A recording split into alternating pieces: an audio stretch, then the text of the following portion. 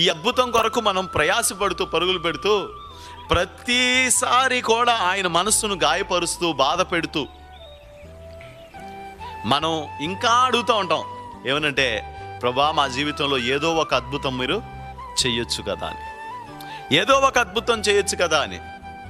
దేవుడు మనల్ని అసలు ఈ రీతిగా చేయడమే ఒక అద్భుతం. మనము అద్భుతము చూడాలి అనుకుంటే కనుక ఒక విషయం దేవుని వాక్యం మనల్ని జ్ఞాపకం చేస్తుందంట. ఆకాశము దగ్గరికి వెళ్ళి మనం ఆయన సృష్టించిన ఆకాశమును చూసినప్పుడు మనకు అద్దుతుంది ఆయన అద్భుతకరుడు అని. ఆయన ఈ సృష్టిని ఒక క్రమంగా నడిపిస్తున్నాడు చూసారా. ఆ నడిపింపును చూసినప్పుడు అర్థమవుతుంది ఈ సృష్టిని ఆయన అద్భుత రీతిగా నడిపిస్తున్నాడని. మనం పుట్టిన విధానాన్ని చూస్తే మనకు అనిపిస్తుంది అద్భుతమును ప్రభువు చేశాడని.